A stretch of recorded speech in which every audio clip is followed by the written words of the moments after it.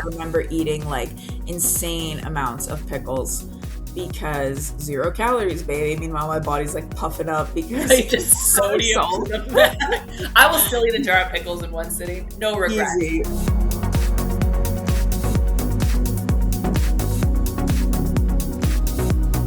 What up, cousins? Welcome back, babies. Strong, well-fed, outspoken in the house. If this is your guys' first time here, welcome. My name is Rusty, or Coach Frizzle. And I'm Coach Nell, and we are happy to have you joining us. Yeah, we're like really pumped. We were just talking, we're just going to brag on us for a second. I guess it's not really bragging, but we were just saying that we're really proud of ourselves because we're not 100% sure how many episodes we're in, but I think it's over 50 now. Mm-hmm. And I don't know if you guys know this, but the guy that we have that helps us edit our podcast told us, like, back in the day when we hit 20 episodes, he's like, most podcasts don't even make it to 20 episodes. Like, it's like a good intention, it's but true. no There's like a trending, I guess, video on TikTok or on Instagram where it's like, find friends, start a podcast, and then it, like, the joke is like it immediately gets canceled, and yeah, we're still going. Yeah, we are strong here. Yeah, and I honestly, like, the more I find do too, like, at one point I thought like, oh, are we eventually going to run out of ideas? But I feel like they just keep going. And I feel like early on in the process, it was a lot of like back and forth differences of like, how do we even organize our thoughts? Yes. Because you and I, very similar paths, very different routes to get out there. Even like how we lay out our thought process and stuff. And so it was a big learning curve. Yeah. Like, I know at the beginning, I'm definitely type A personality. And so I would like send Nell this like huge, like block, like paragraphs of like, this is what it is. But also like my ADD brain, I'm like, I need this to reference back. I think you even said a couple months ago now, you're like, oh yeah, you haven't really been sending the notes. I'm like, I know, I'm trying to just go with it, man. And we like to converse. We have no issues talking about things. I think we're putting more pressure on ourselves than sometimes we need to, which we talk about all the time. Like, one step forward, right? Like, don't throw progress away for the sake of perfection. And we kind of fell into that trap with the podcast. Yeah, definitely. Also, if you've been here since day one, I know some of you have, which we really appreciate. But I remember a few comments we got at the beginning that was like, I think somebody once commented the topic was great, but I felt like you guys were a little all over the place. Well, that's factual. I'm like, girl, that's my life. That is not an offense. That's like living in our brains. Yeah. It's like that meme I just like shared the other day. I don't know if you saw it. This guy was talking about like, so what if you don't have all your ducks in a row? They're off like side questing and bopping. I'm like, yeah, that's my brain. So anyways, yeah, guys, we're like really pumped to be here. And also on that note, it's literally the middle of June as we're recording this. Probably end of June by the time you guys hear this. And so, just to keep a heads up, we will probably have a break here with the pod at some point, just to give, honestly, not even necessarily us a break, but to give you guys a break from listening to us. It's true. Everybody needs a break sometimes. Yeah. Absence makes the heart grow fonder or whatever exactly. We say. If you love it, set it free. Yeah. And it will return. So hopefully you guys do return, but we'll probably have a month's break in here or so while we kind of plan out our next season. So just keep that on your radar. But for today, guys, we wanted to, one thing Nell and I have been talking about a little bit more is just kind of the messaging that seems to be like happening in really the social media world, but I'm going to say in like the celebrity world. I think for me, what I'm seeing right now in terms of like how celebrities' bodies are being portrayed, how their physiques are changing is like giving very 90s vibes. Yes. And I think the thing is, we've talked about this before, where it's never your place to comment on someone's body. Never.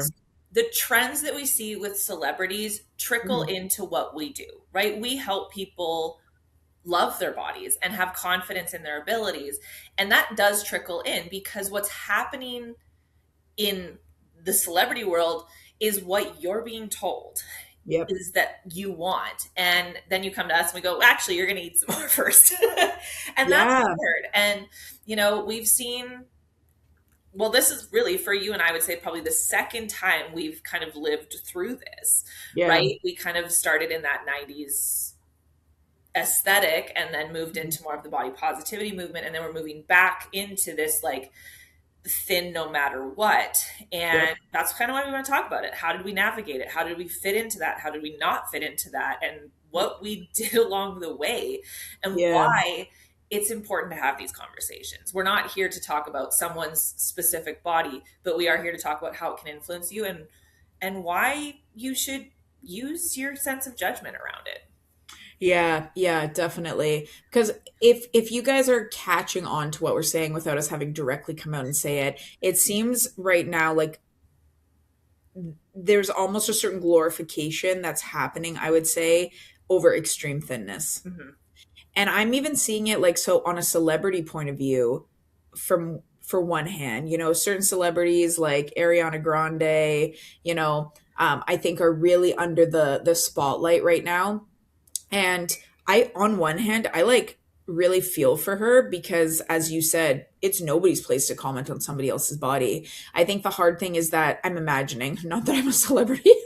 Well, I, you did get recognized for the podcast the other day, so yeah, which was super basically the cool. same thing. But I think for, a lot of people, or I can imagine for a lot of people in the like celebrity world, there's this constant spotlight. Everything you do is under scrutiny. And I do remember hearing Ariana Grande once say, a lot of people think that I'm currently unhealthy for the size I'm at. And she was saying, but I feel like I'm actually at my healthiest. Like, I'm eating more. She's like, I think said she was addicted to alcohol before I or feel like something that like mental that. health is better, right? Yeah, and so that's huge. Like I can only imagine it would be really hard to be under a certain spotlight and have people tell you that you're unhealthy while you are feeling your healthiest. And the reason why I specifically say that is because I know now, looking back, I went through a period of time where I did a lot of things that I truly believed were healthy. That looking back now, I'm like, this was so unhealthy. This was an eating disorder. But at the time, if somebody would have said to me, you are being unhealthy, I would have been like, you're crazy. Like, what I'm doing is completely healthy. What I'm doing, is better than what I was doing before. And I think that's a fine line. Yeah, because I think a lot of the time it feels good to be putting some kind of work in and have it be noticeable, right? Yeah. And there's validation in that, but sometimes that doesn't serve us long term, right? Hmm. Yeah. Or it doesn't actually serve us the way we think it's serving us.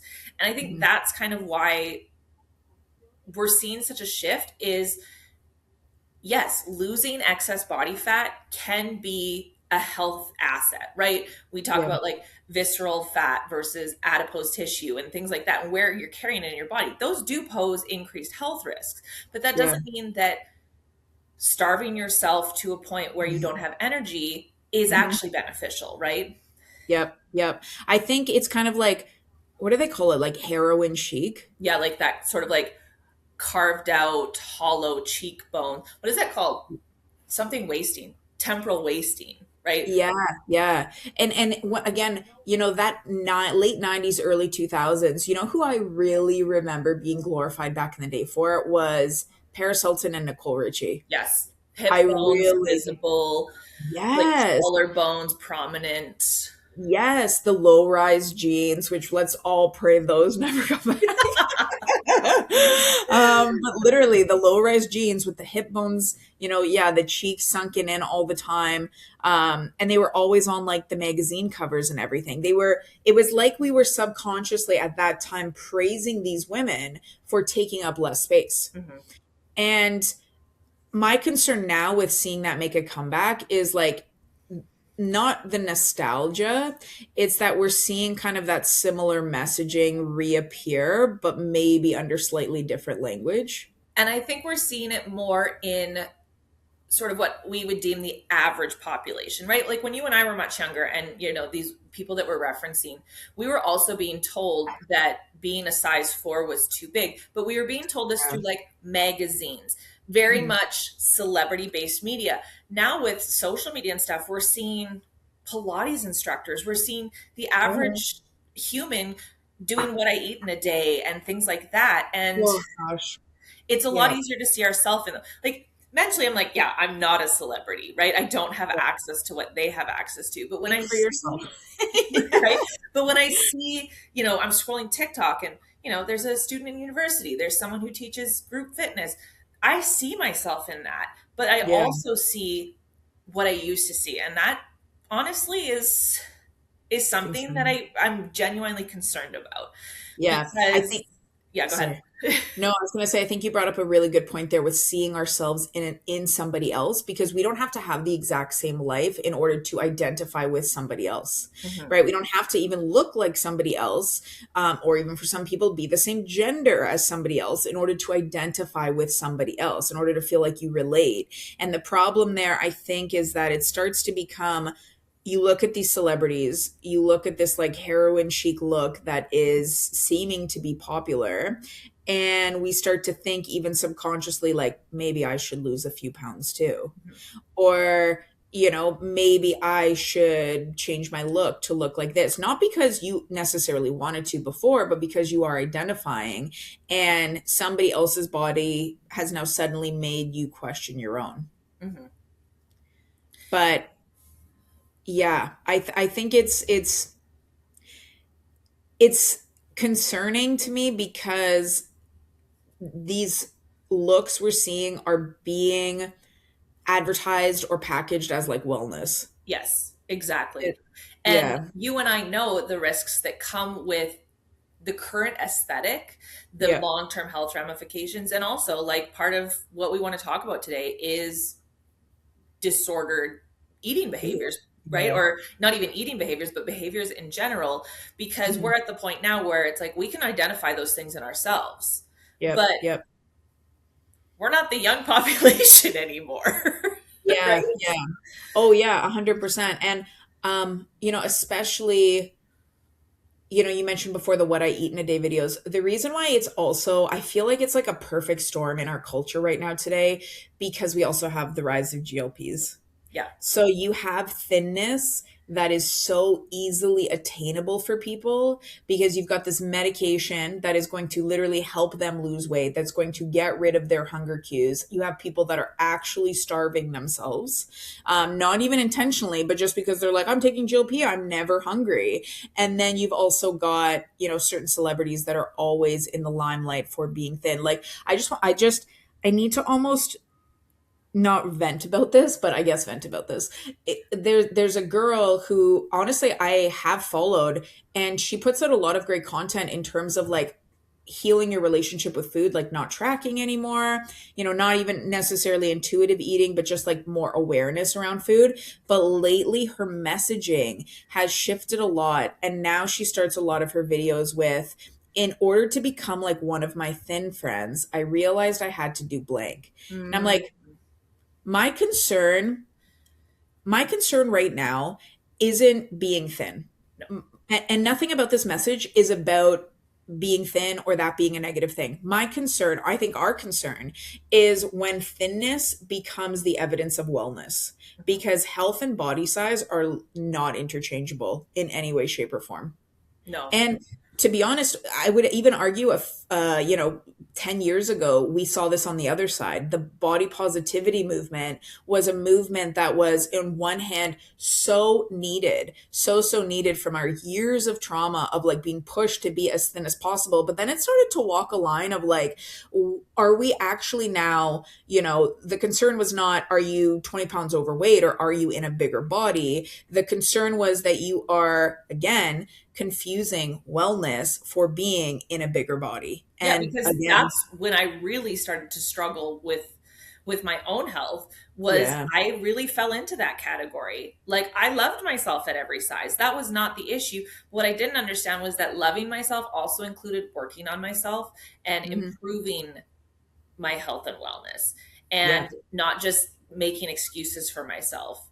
Yep. And this is why I struggle with like more of the holistic eating approach, or like the balanced plate methods or Yeah. Yeah. intuitive eating. I don't do it. I don't do it. I like tracking because I hit all the macro needs. I had tons of micronutrients, but I was eating in excess, and I was okay eating in excess all the time because I said, well, I still love myself. Yeah. Right. Yeah. Yeah. And so Yeah. we're not here to hate on thinness or hate on anything. We're Mhm. just here to talk about how it can be problematic and there are health ramifications on both sides of the spectrum, and we kind of want to fall in that gray, nuanced area in the middle. Yes, definitely. Because, I think, again, the concern is not thinness. My concern is that thinness has become a personality trait again. Hmm. People aren't just admiring other people's bodies, they're literally assigning character traits to it. It's this aspect of like, oh, if she's thin, she's disciplined, she's successful, she's motivated, she's desirable, she's in control. But again, body size has never been associated with wellness, and it doesn't tell us any of those things. And when we start believing it does, we begin judging, I think, again, ourselves accordingly, and that's when those thoughts come in of like, maybe I should lose some weight. Hmm. And That's you a mentioned problem. like GLPs, right? A lot of time, those are a fantastic tool. We coach people that utilize them all the time. But Mhm. I think a lot of people are prescribed them or are getting access to them without actually understanding what they do to the body, and Yeah. not having the help in place to understand like strength training needs to happen. You need to Mhm. still be fueling with certain types of food so that you can keep going. And so they start to see weight loss, because a lot of the times there is weight to lose, and that is not inherently a bad thing and often a positive. But at a certain point, it's no longer beneficial, Yeah. right? And Yeah. that's why that this thinness is concerning, Yeah. because if the goal is to be thin and not Mhm. healthy, you start to lose muscle mass. You aren't strength training, so you are at a higher risk of osteoporosis, osteoarthritis. Your bones are literally wasting away, right? Yeah. Digestive issues are a huge one, because you're no longer absorbing nutrients that you need, and other things start to happen, right? Hair loss, skin issues, all of these things. And Yeah. so the goal of being thin isn't healthy. And Yeah. same with like the goal of loving your body at every size still isn't healthy, right? Yeah. It's what do you need out of a situation? Yeah. And I think likewise, asking yourself, what are you willing to sacrifice? Mhm. We know that any goal that you have is going to come with sacrifices. Even if your goal is, the other end of the spectrum from what we're talking here, your goal is to gain weight, that's going to come with certain sacrifices. But what are you willing again to sacrifice? Is it your social life? Is it food freedom? Is it energy? Is it literally your overall health and well-being? As you said, bone density, muscle mass, your hormone health, your relationships, because again, any goal you chase will have a toll on relationships. A body can look incredible at any size and still be insanely unsustainable, let alone unhealthy. Yeah, I always think about an interview that Jason Momoa did when he did Mm. Aquaman, and I And he can't said he remember hated even who working it out. was. Sorry. He said he hated working out. No, he said he to have the aesthetic that he had was so horrible, because Mm, he was eating so very little and was so dehydrated. He would film his scene and then like go lay down, because that's what it required for him to look like that for that film. And yeah.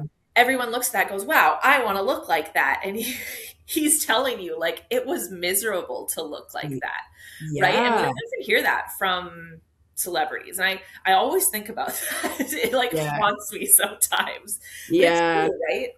For sure. I remember Zac Efron giving a similar interview for like Baywatch. I Yes. know there's a lot Right. of speculation that he was on like, anabolics and stuff like that. But I remember him giving an interview being like, I looked great. I don't want to live in that type of body because I was hungry all the time. I was spending all my time in the gym.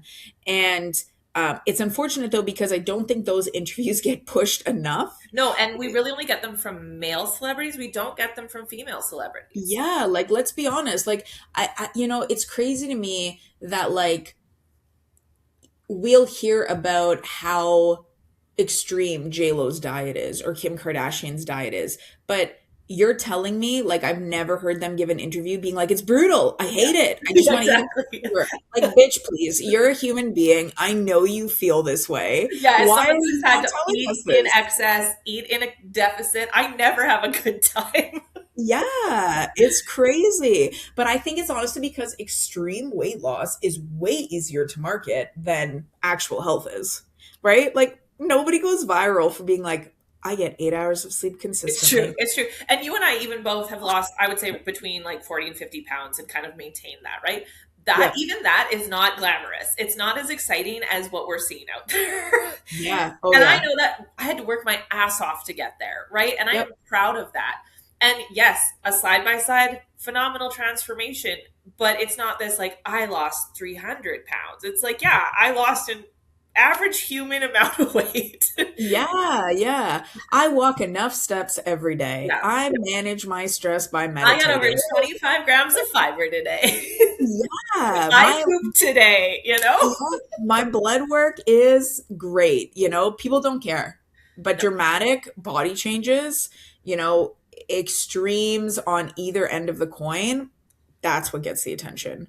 Mhm. And like, let's be honest, we are drawn to extremes, Yes. Even even I like fall into the trap. That's why we talk totally. about this today, is because I'm getting hit with it and I'm having to go through the like emotional work of like processing this and going, the scale is not my value, especially in a time where thinness is considered the goal, and I am gaining rapidly. Yeah, yeah, yeah. Well, I mean, you are pregnant, so It's true.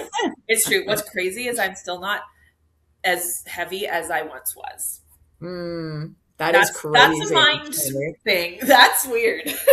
Yeah, that's really, really interesting.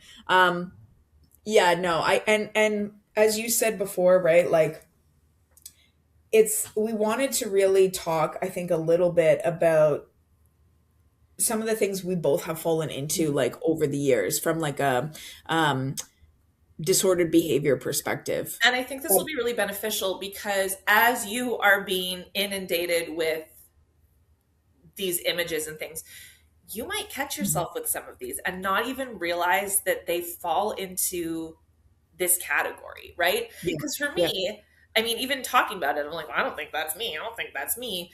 Yeah. But, But there was a until time. someone maybe points it out or you hear it when you're in a good place to be hearing it, you don't even realize it is you. Yeah. Oh, yeah, definitely. Like, I know for me, thinking back, because I started writing down like some things that came to my mind that I did before that I thought was healthy Yes, and because really originally worked. your goal was thinness, correct? Oh, yeah, Yeah. completely. As thin as I could possibly get. Um, that's, spending so much time in a bigger body.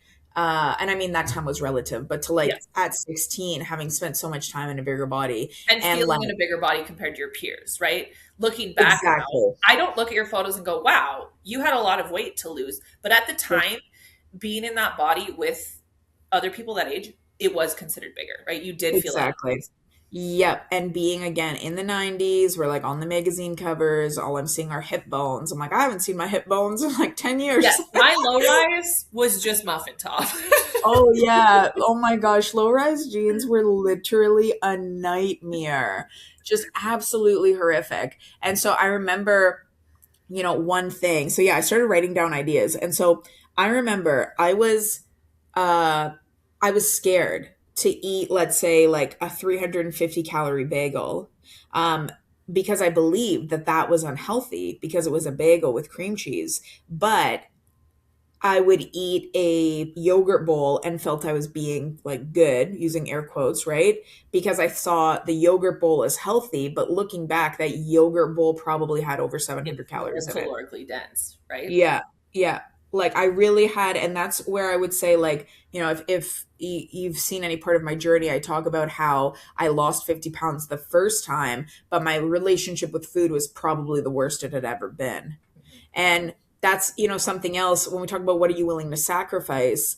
For me, I wasn't aware of it at the time, but I was literally sacrificing my awareness of food, my relationship with foods, my understanding of food to chase a number, to chase a certain look. Mm-hmm. And I will say something that you mentioned is like being aware of the calories of a bagel. I don't think I knew the calories of a bagel until I was 32, Yeah, right? So being hyper aware of the caloric amount of certain foods is something to maybe keep an eye on. If this is something that you are deeply concerned with and you're constantly looking at every single label and measuring it as good or bad, that definitely falls into like behavior category, right? yeah, yeah. And to be honest, on that note, I used to, and I think a lot of people do this, and this is actually an issue I really have in the last few years of coaching, um, on a macro based format, is that, back in the day, and again, I think a lot of people fall into this, is you start to see, I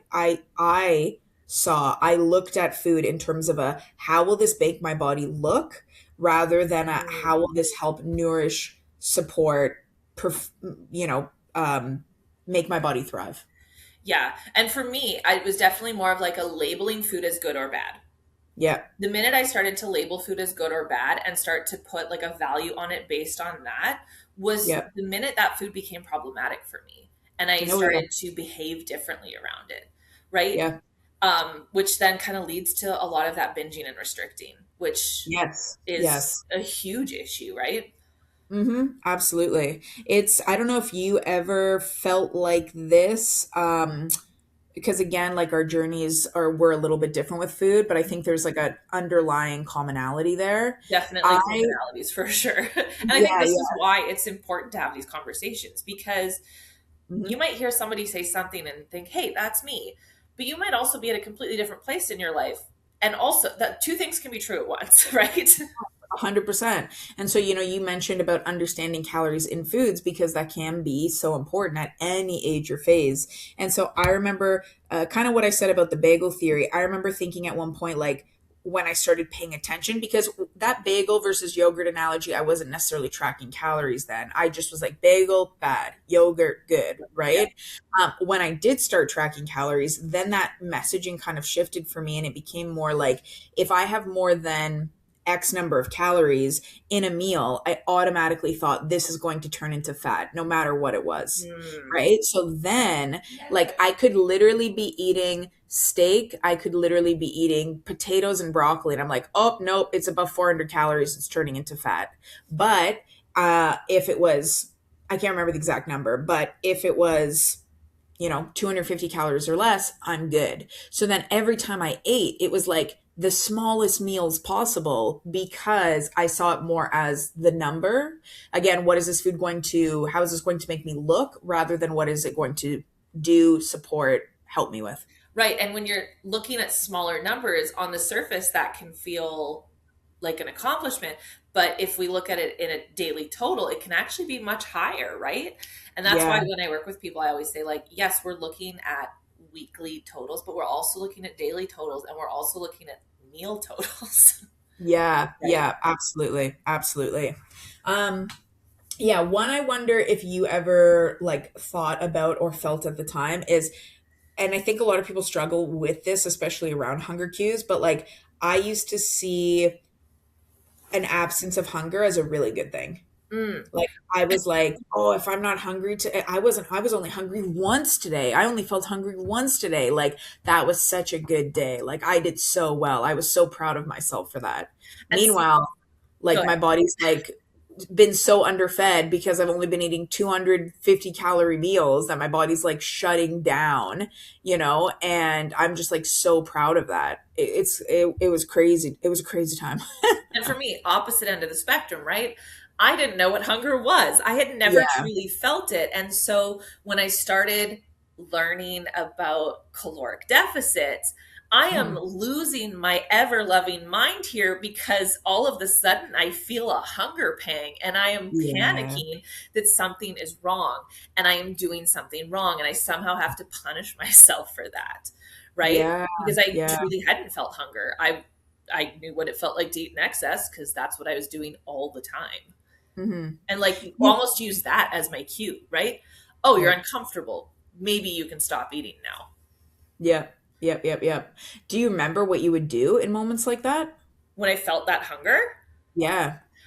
Like, would you go and eat, or? yeah, no, this is where maybe we could consider some problem behaviors.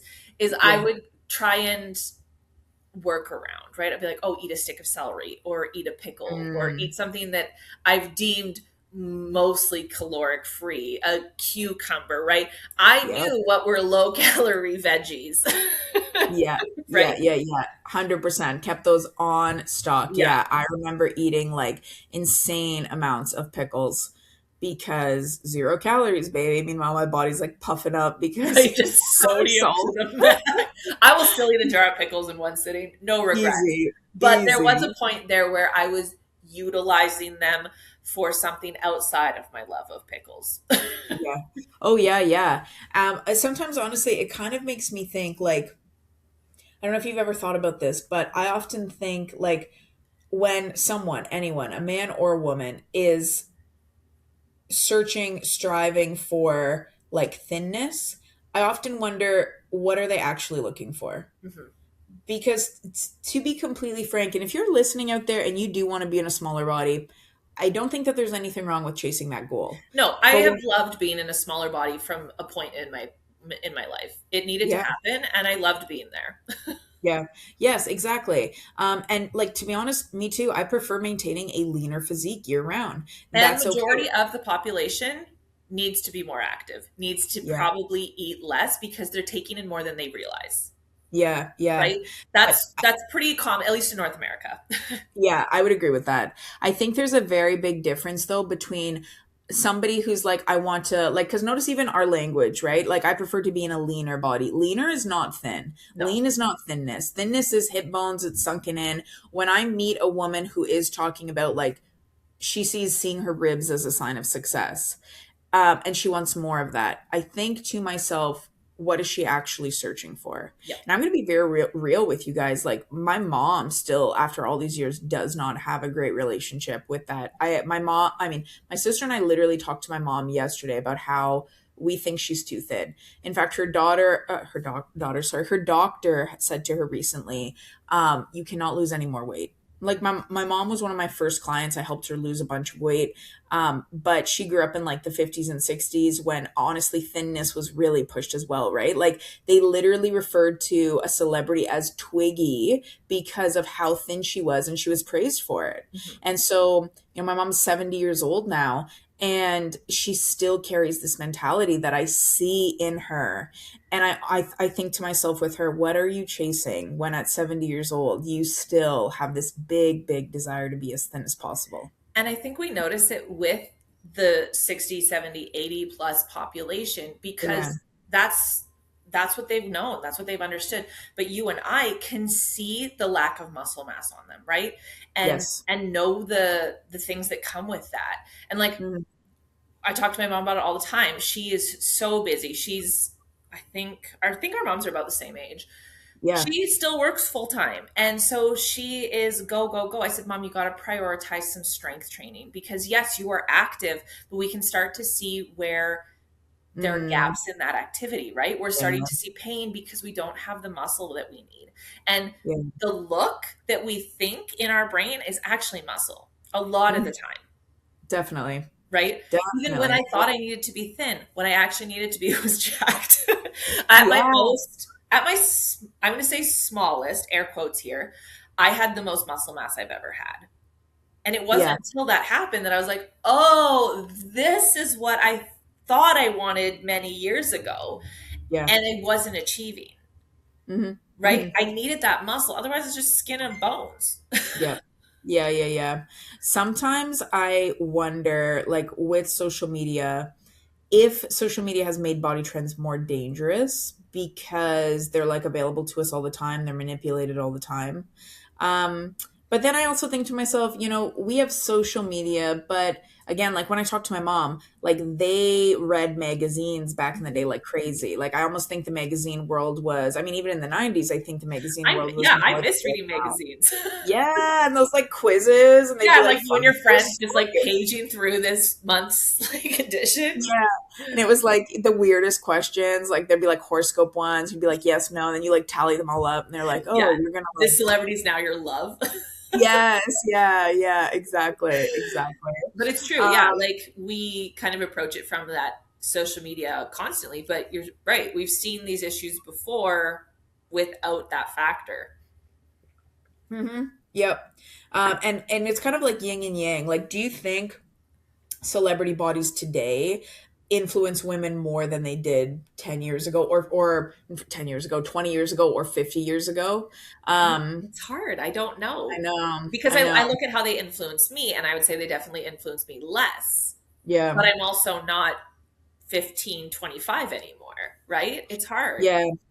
You know what I think? I think that celebrity bodies don't necessarily influence women or men more today than they did back in the day because again, whether it was magazines, whether it was posters, movies were always a thing or social media, they were always there. What I think is influencing people more today is how people are going about getting this thinness because Yes. back in the day I don't think in magazines like this celebrity that I said, right? Twiggy back in the day. I don't think they were putting in the magazine like here's the diet she's following, here's the exercise regimen she's following. Whereas today, everybody's talking about what they're doing all the time. And so people are like, I'm going to do this, I'm going to do this, I'm going to do this. And that becomes the danger.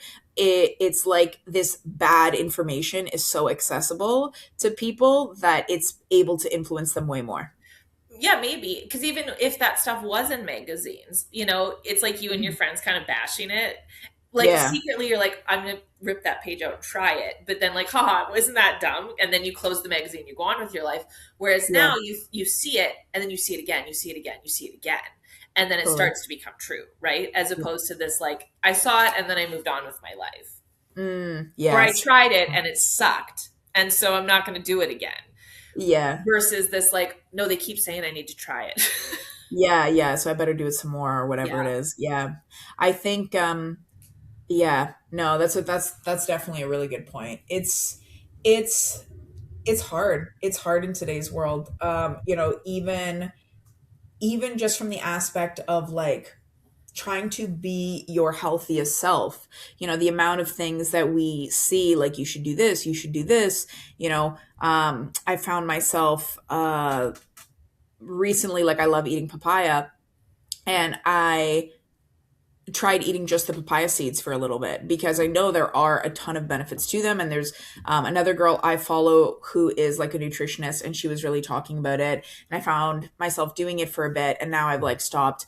But even that, I thought to myself, like, okay, the benefits, but like, what pushed you to really do it? You know what I mean? And if we could, I think there's this power in constantly filtering our thoughts, but that's really hard to do because so many of our thoughts do come from other people or things that we see online or somebody's body that we admire or lifestyle we want to have. And I don't know about you, but like when I was younger, there was a group of friends where we would all Yeah. actually talk to each other. And you're close enough with those people that be like, oh, that's stupid. Like, Yeah. we really going to do that?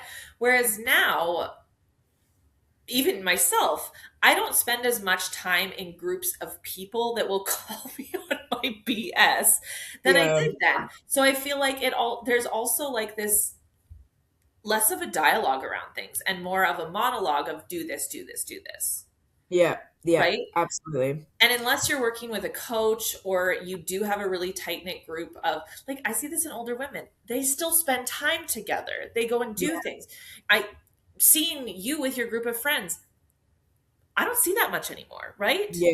Yeah. And I think that probably factors in too, is there's not this alternative opinions Hmm. Hmm. from Yep. actual sources that we care about, of people that actually care about you. Yeah. Yeah. Yeah, no. There's something for the accountability aspect of just having close people in your circle that can kind of help check you.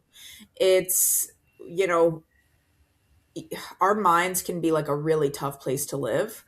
And I think there is so much power in having, yeah, like you said, right? Like back in the day, oh, I'm thinking about doing this. You're an idiot. Don't do Yeah, that. exactly. And I think when we talk about like disordered behaviors, Yeah. isolating yourself from those things is actually something that kind of falls into that category Hmm. because you don't want to hear those perspectives.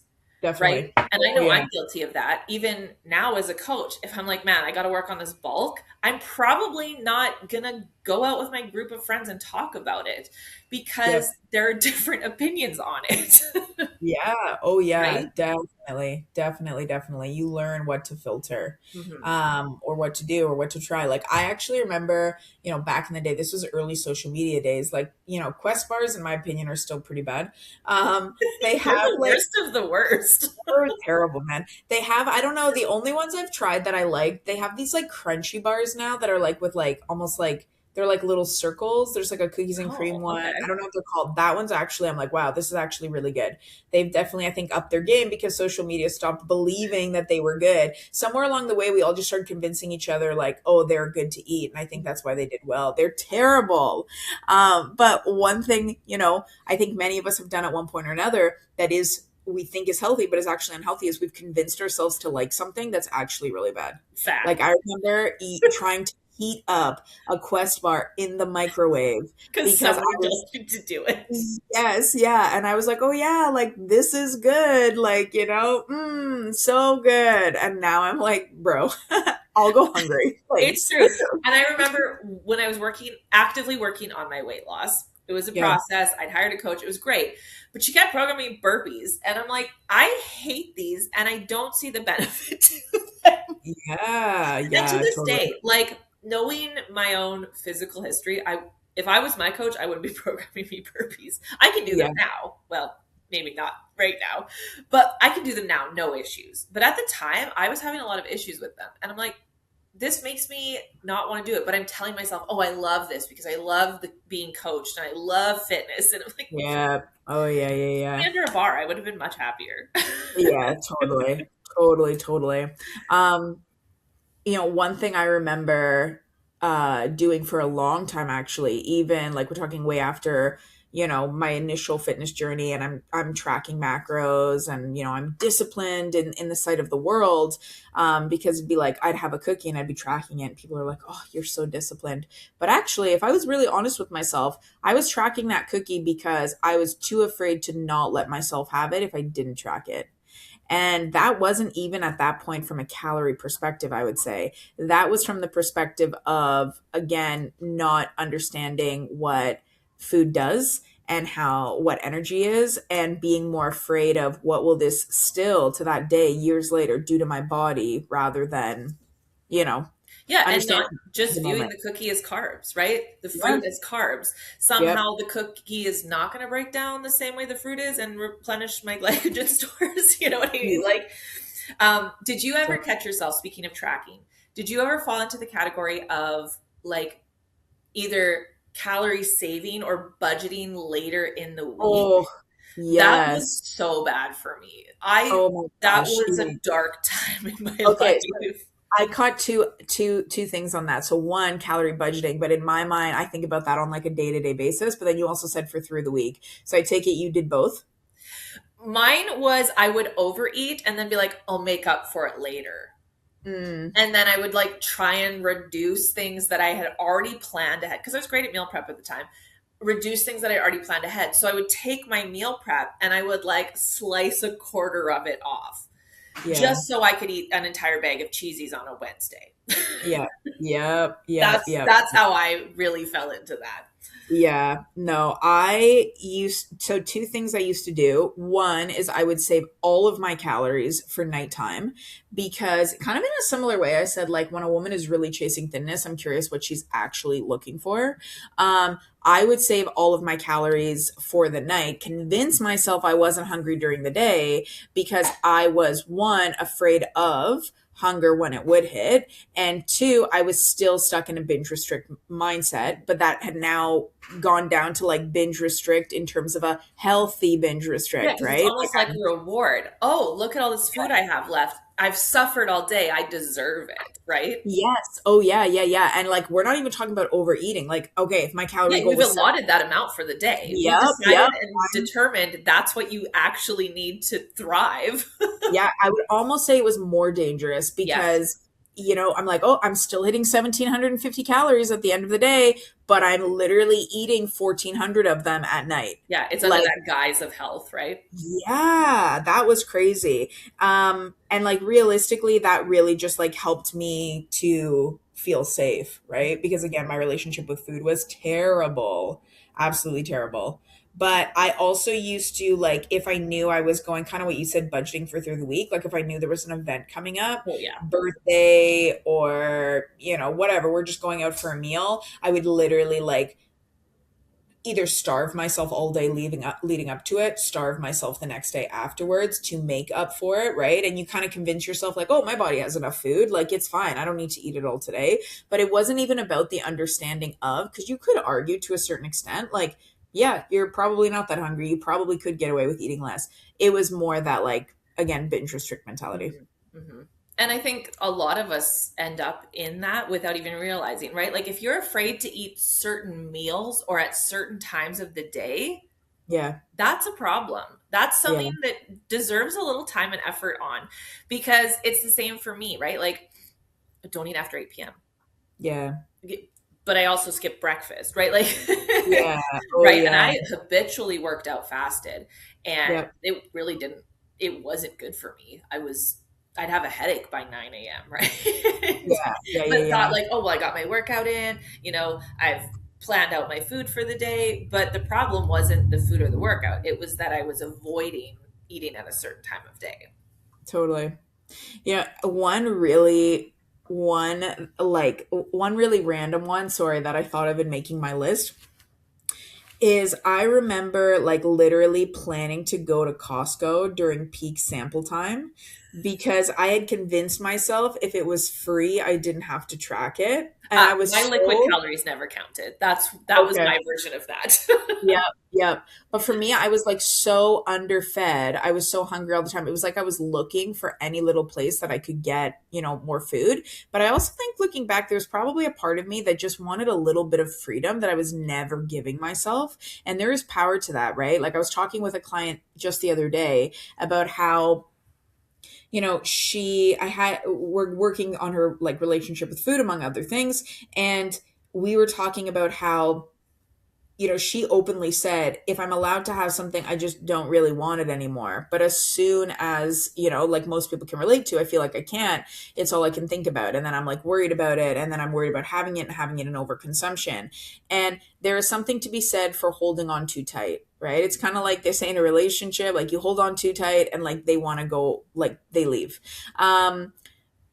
I remember being like just holding on so tight to these set of rules that I was just looking to break them in any way that I could, not even out of self-sabotage, but I think just out of like a general desire for freedom. Like I was putting myself in a prison that I was just desperate to get out of in any way. So I would literally plan my trips to Costco just to eat samples because I was like, I don't have to track these, they're free. Right. Interesting. It's true Good. though, right? That control thing. And the thing that we put the control into or the value into. I had Mhm. this weird hang up about like sugar free and low fat. I was Oh, yeah. very much opposed to those things, Mhm. which is crazy, first of all. Yeah. Right. But I was like, full fat is better for you. Sugar Mhm. is better for you, because I knew that like when you pulled things out you were suddenly lacking in things. But I also didn't understand like calories matter, and that other nutritional things matter. And so Yep. like I would chug a liter of Pepsi, not because I wanted a Pepsi, but because it was full sugar and I had a, I don't know, soapbox to be on about it. That was, Yeah. and it wasn't until I was like, you can just have both sometimes and that's Yeah. okay, that I could Totally. actually let go of that behavior. Totally, totally, totally. Yeah. I actually, when you started that sentence, I thought you were gonna say like you were like really addicted to sugar free and fat Mm. free, because I know for me, Yeah, again, and I that's I typically what was. goes. I think that's why I was so firm and like, I need the full fat because I'm not one of those people, Yeah, yeah, yeah, right? yeah, yeah. Totally My like identity disgusted was with I'm not single that, size. and it was still a Totally. And problem. meanwhile, I'm like over here trying to like make my meals as big as possible for as little calories as possible because again, I'm starving. I'm afraid of being hungry, but I'm like, oh, see, like, look at how healthy I am. Like, this is all sugar free and it's low fat and it's, full of like, I don't know, 4 cups of vegetables. It's like, that's not healthy. That is literally not healthy. No, if you um, work with us, you know that volume sometimes matters. You know that fat yeah, sometimes matter. yeah, yeah. Um, I think though at the end of this, guys, like one big thing we want you to take from this is that like you just never know what's happening behind the scenes. True. So even going back to Ariana Grande at the beginning, and like, I'm not throwing her under the bus at all. I just feel like she's really been in the limelight lately. We don't know what's going on behind the scenes. So, what she is presenting to us, and, she genuinely might feel she's in a healthier place.